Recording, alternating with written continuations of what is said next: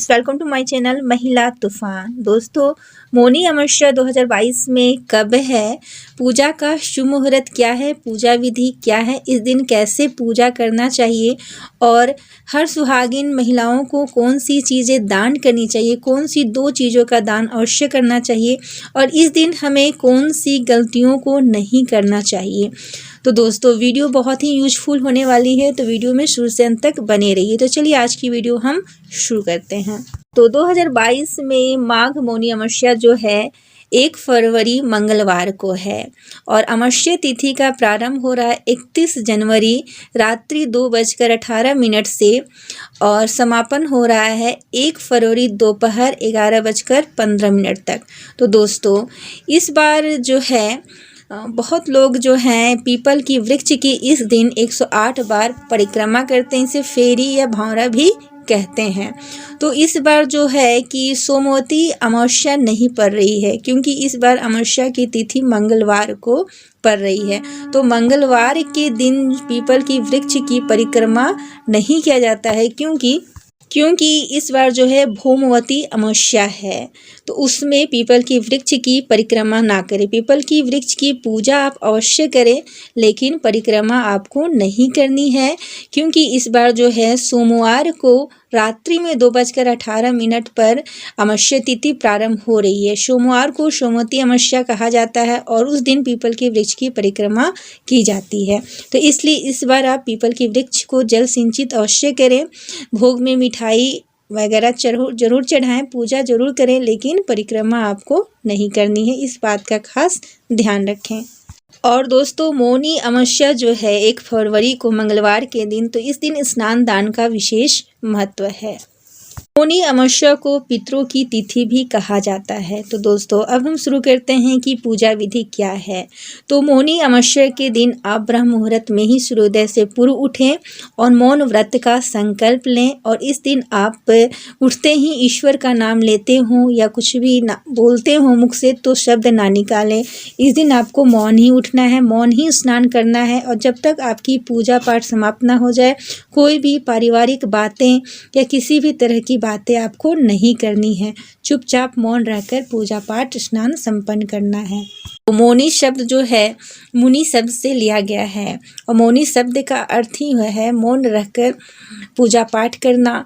पहले के ऋषि जो हैं वो मौन रखकर ही पूजा पाठ संपन्न करते थे, स्नान करते थे। तो आपको भी इस दिन मौन रहकर ही स्नान पूजा पाठ करनी है। इस दिन चुपचाप मौन रहकर स्नान पूजा पाठ का विशेष महत्व है।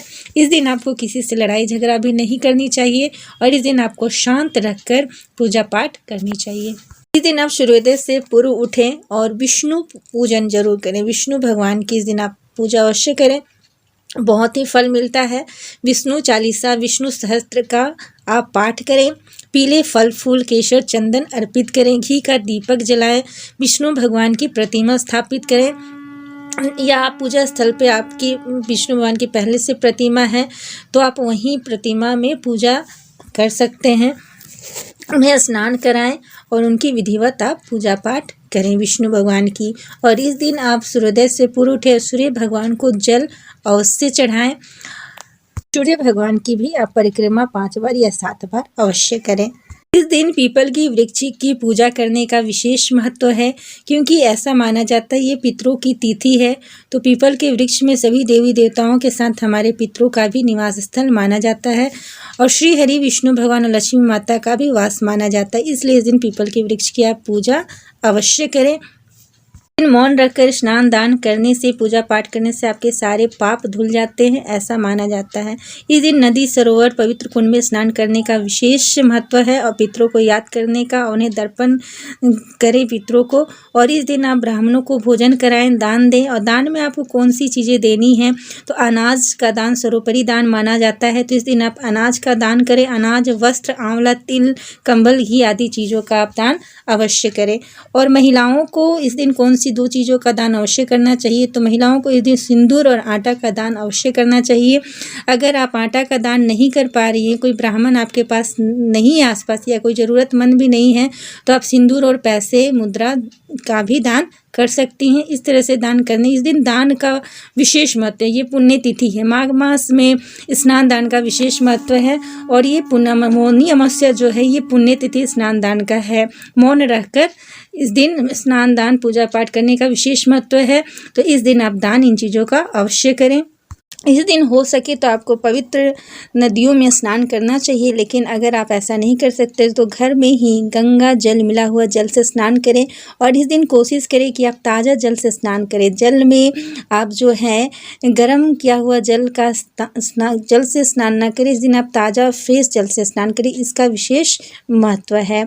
और इस दिन आपको कुछ बातों का ध्यान रखना है, जैसे कि आप जो है इस दिन किसी भी जानवर को ना मारे, क्योंकि हो सकता है कि हमारे जो पूर्वज हैं वो किसी भी जानवर के भेष में हमारे घर आ सकते हैं। इसलिए इस दिन किसी भी जानवर को मत मारे। अपने द्वार पर आए हुए जानवर को ऐसे ही ना जाने दें, उन्हें कुछ भी खिलाकर ही जाने दें। इस बात का आप खास ध्यान रखें। और इस दिन ज़रूरतमंदों को ज़रूर दान दें और ब्राह्मण को भी दान देने का इस दिन विशेष महत्व है। आज की वीडियो में बस इतना ही। वीडियो अच्छी लगी हो तो लाइक करें, शेयर करें, कमेंट करें। मेरे चैनल बने हैं तो सब्सक्राइब करें। धन्यवाद।